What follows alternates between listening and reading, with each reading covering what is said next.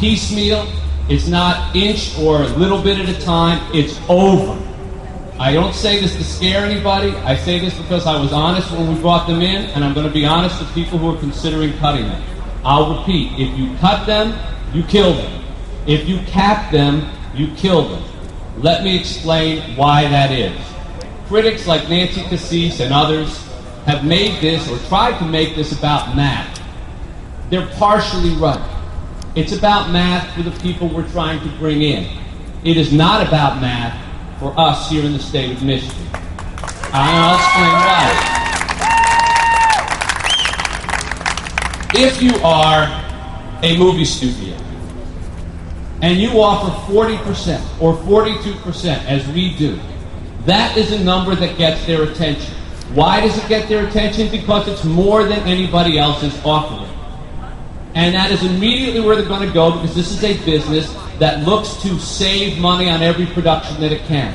That's why we went from $2 million to $125 million, not because they loved Michigan, not because they thought we were great people, but we offered the leading incentive in the country, and they came here in droves. If we scale it back, as is being rumored now, by 10 or 12%, and we suddenly offer 30 or 28%, we will not get the business that we have had. We won't get hardly any of it. What these legislators do not understand is, being fourth or fifth on the list, you might as well be dead last. The reason we're getting the business is because we are first. And that 40 and 42 has to stay sacrosanct. If you cut it, you kill it.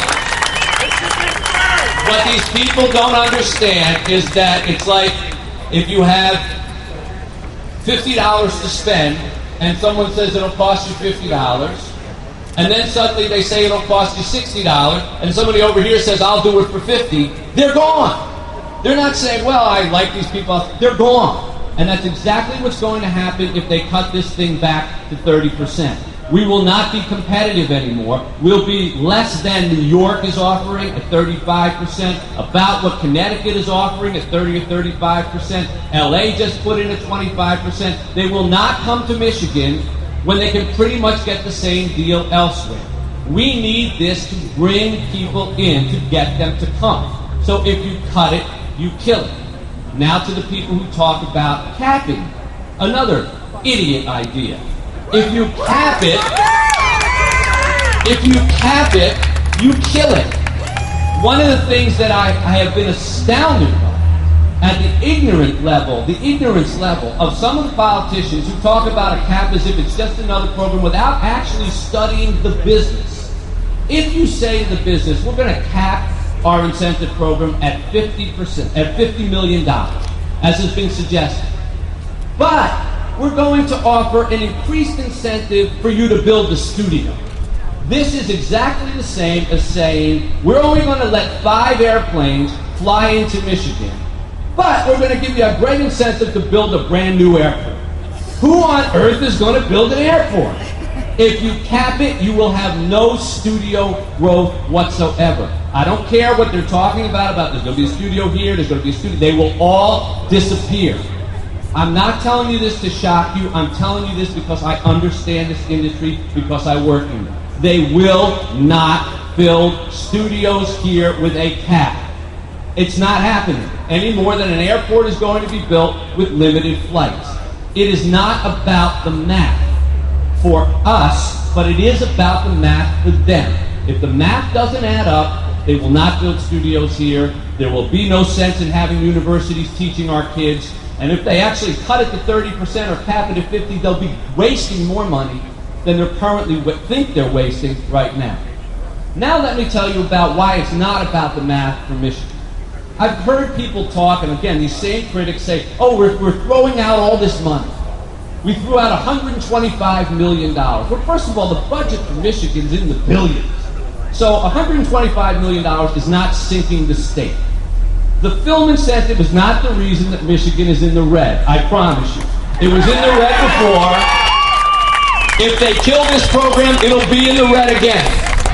But what they won't have is this wonderful little tree that got planted last year and has sprouted out of the ground. And here's the kind of thing that doesn't show up in math. An 18-year-old kid comes through high school, creative, makes films in his backyard, makes video games, wants to get into that business. He's trying to decide where he's going to go when he's 18 or when he's a college graduate at 22. He looks around, wants to stay in Michigan. That's where his family is. It's a great state to live, but That's Mitch Albom. no jobs here for that. No chance to make a film here for that. No studio to work at. No gaming company to work for. So what does that kid do? He kisses his mom and dad goodbye and he moves to Los Angeles or to New York. It has happened over and over and over again.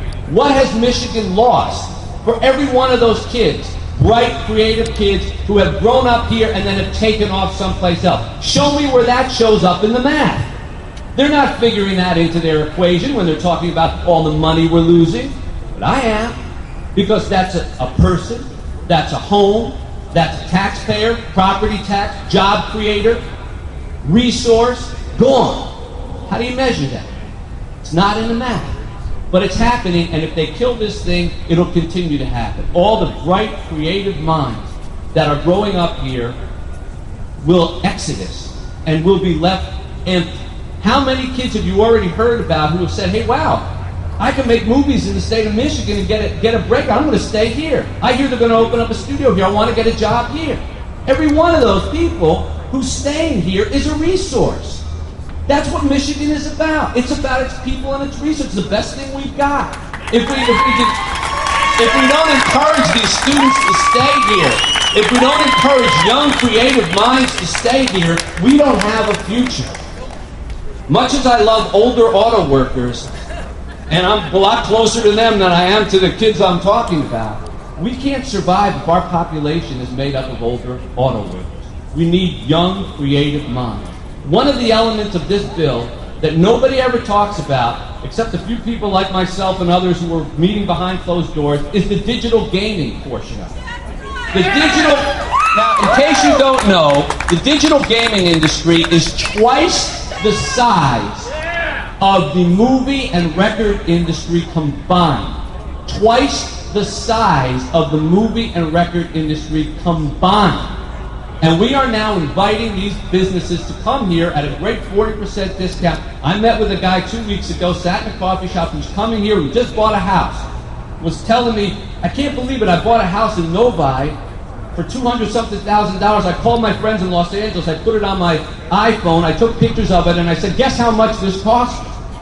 And they came back with, oh, it must cost you $4 million, $5 million. And when he wrote in $200,000, they flew up. And he said, not only am I moving here, but I'm going to open up my shop, and I'm going to hire 15 people.